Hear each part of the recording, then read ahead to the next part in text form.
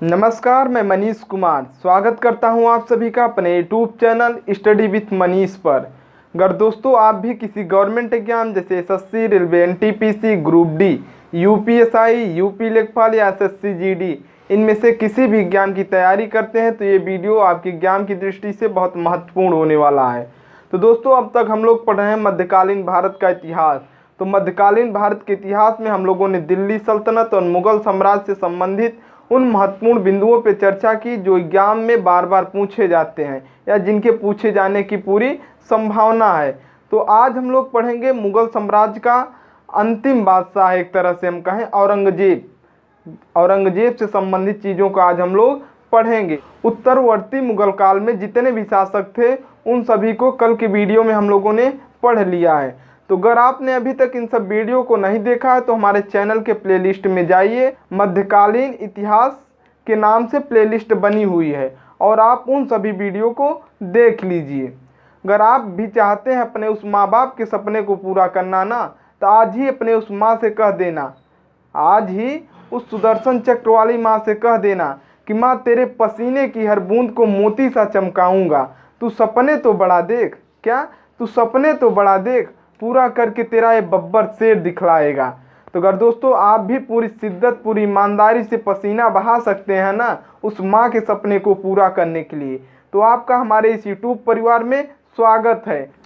आइए हमारे इस चैनल को सब्सक्राइब करिए और हमारे यूट्यूब परिवार का एक जिम्मेदार और ईमानदार सदस्य बनिए और पसीना बहा के पूरी शिद्दत से, पूरी ईमानदारी के साथ उस माँ बाप के सपने को पूरा करिए। तो आज की क्लास को करते हैं शुरुआत। तो आइए देखते हैं औरंगजेब से संबंधित महत्वपूर्ण बिंदुओं को। तो सबसे पहले देखते हैं औरंगजेब का शासनकाल कब से कब तक रहता है। तो 1658 से लेकर 1707 ईस्वी तक औरंगजेब का शासनकाल रहता है। इसके पहले कौन था? तो शाहजहां था। शाहजहां के विषय में जब हम लोगों ने पढ़ा तो उसमें देखा था कि औरंगजेब ने किस तरह से शाहजहां को 1658 ईस्वी में आगरा के किले में कैद करके खुद को शासक घोषित कर देता है। तो आइए इससे महत्वपूर्ण बिंदु पे देखते हैं कि औरंगजेब का जन्म 24 अक्टूबर 1618 ईस्वी को दोहाद, जो कि गुजरात में पड़ता है, में हुआ था। तो औरंगजेब का जन्म कब हुआ? 24 अक्टूबर 1618 ईस्वी को दोहाद, जो कि गुजरात में पड़ता है, में हुआ। अगला है कि औरंगजेब का विवाह मतलब क्या होता है? विवाह होता है। किसके साथ हुआ? दिलरास बानो बेगम से। कब हुआ? तो 1637 ईस्वी में हुआ। तो यहाँ से क्वेश्चन पूछा जाता है, तो औरंगजेब की पत्नी का क्या नाम था? तो क्या नाम था? दिलरास बानो बेगम था। अगला पॉइंट है कि औरंगजेब का राज्याभिषेक 2 बार हुआ। अब ये क्वेश्चन बड़ा महत्वपूर्ण होता है कि औरंगजेब का राज्याभिषेक 2 बार कैसे हुआ। तो औरंगजेब के विषय में थोड़ा सा हम ओवरऑल थोड़ा सा जानकारी हम लोग लेते हैं कि औरंगजेब ने जब 1658 ईस्वी में शाहजहां को आगरा के किले में कैद कर देता है तो इन भाइयों में आपस में झगड़ा होता है। दारा शिकोह और औरंगजेब के बीच में युद्ध होता है, जिसमें दारा शिकोह क्या होता है? हार जाता है और औरंगजेब द्वारा उसे मार दिया जाता है। और औरंगजेब 1658 ईस्वी को, कब? 1658 ईस्वी को आगरा में क्या करता है? अपना राज्याभिषेक करता है। तो पहली बार कहाँ पे राज्याभिषेक करता है? आगरा में करता है। कब? 1658 ईस्वी को। फिर देखिए बाद में देवराई के युद्ध में सफल होने के बाद 5 जून 1669 ईस्वी को दिल्ली में करता है। तो औरंगजेब ने पहली बार कहाँ पे राज्याभिषेक किया? आगरा में किया। कब किया? तो 1658 ईस्वी को। दूसरी बार कहाँ किया? दिल्ली में किया। कब किया? तो 5 जून 1669 ईस्वी को किया। तो यहाँ से क्वेश्चन बनता है कि मुगल साम्राज्य का कौन सा शासक था जिसका राज्याभिषेक 2 बार हुआ? तो कौन था? औरंगजेब था। कौन? औरंगजेब था। अगला पॉइंट है कि औरंगजेब के गुरु मीर मोहम्मद हकीम थे। तो औरंगजेब के गुरु का क्या नाम था? मीर मोहम्मद हकीम। दूसरा है पॉइंट, औरंगजेब सुन्नी धर्म को मानता था। तो क्वेश्चन कभी कभी पूछ लिया जाता है कि किस शासक को जिंदा पीर के नाम से भी जाना जाता था? किसको? औरंगजेब को। अगला पॉइंट है कि सिखों के 9वें गुरु तेग बहादुर की हत्या औरंगजेब ने 1675 ईस्वी दिल्ली में इस्लाम धर्म न स्वीकार करने के कारण करवा दिया। तो सिखों के 9वें गुरु तेग बहादुर की हत्या किसने करवाया? औरंगजेब ने करवाया। क्यों करवाया? तो इस्लाम धर्म को स्वीकार न करने के कारण। कहाँ पर करवाया? तो चांदनी चौक दिल्ली में करवाया था। अगला पॉइंट है, यहाँ से आप देख रहे होंगे कि सिखों के 2 गुरुओं की मौत होती है। एक गुरु अर्जुन देव, जब हम लोगों ने जहांगीर को पढ़ा था तो उसमें देखा था कि जहांगीर के पुत्र खुसरो ने जब जहांगीर के विरुद्ध विद्रोह शुरू करता है तो उसमें गुरु अर्जुन देव ने खुसरो की सहायता की, जिसके कारण जहांगीर ने अर्जुन देव को फांसी दिलवा दी थी। तो एक तो अर्जुन देव हो गए और दूसरे कौन हो गए? तेग बहादुर। तो सिखों के 2 गुरुओं की हत्या कब होती है? मुगल साम्राज्य में। तो पहली बार जहांगीर करवाता है और तेग बहादुर की हत्या औरंगजेब करवाता है। अगला पॉइंट है कि औरंगजेब ने जजिया कर को 1679 ईस्वी में पुनः लागू कर दिया।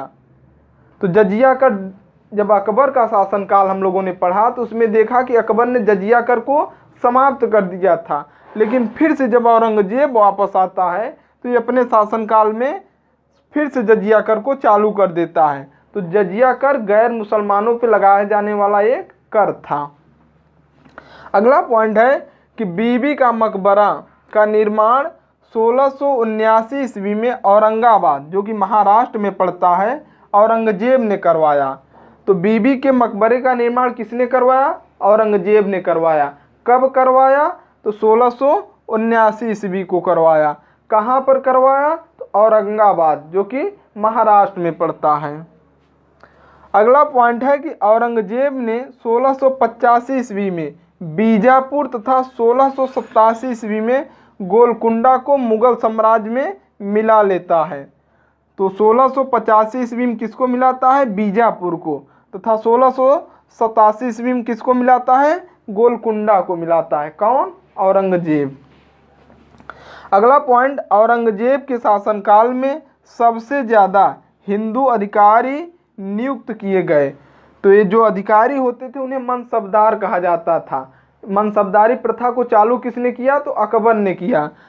अगला पॉइंट है कि औरंगजेब ने सिक्कों पर कलमा खुदवाना, नवरोज का त्यौहार मनाना, भांग की खेती करना, गाना बजाना, झरोखा दर्शन, तुलादान प्रथा आदि पर प्रतिबंध लगा दिया।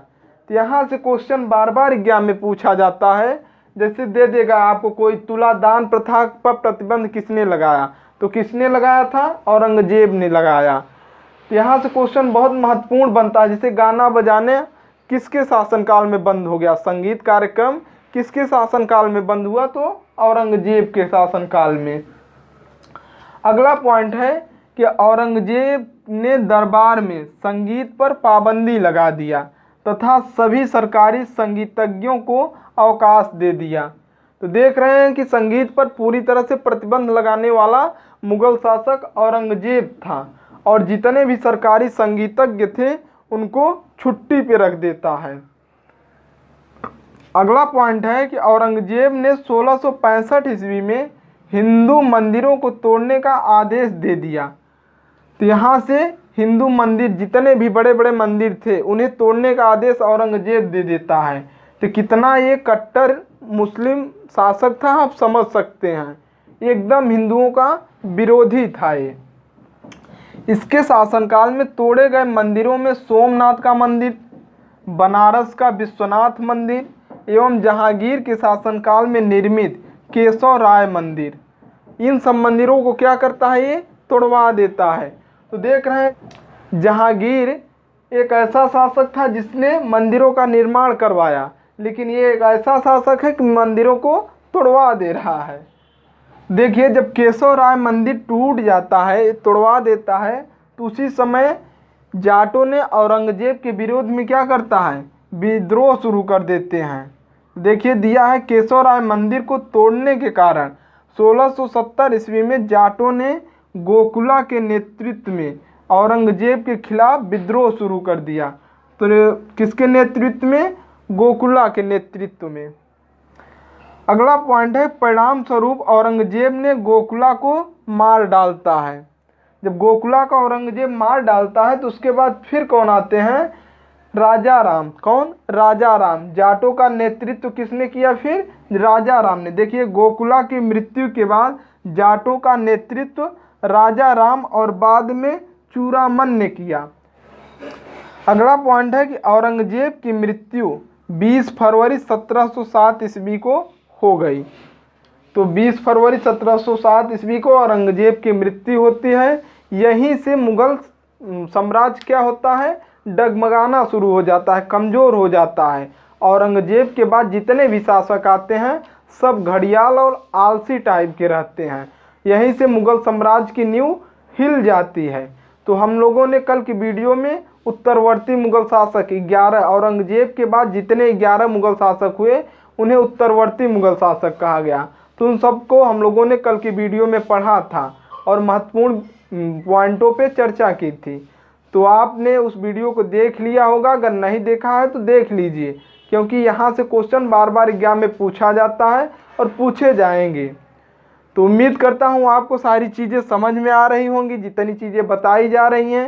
अगर आपको याद नहीं हुआ है तो वीडियो को 2 से 3 बार और देखिए और इन सब चीज़ों को याद कर लीजिए और पूरी ईमानदारी, पूरी शिद्दत से मेहनत करके उस माँ बाप के सपने को पूरा करना है।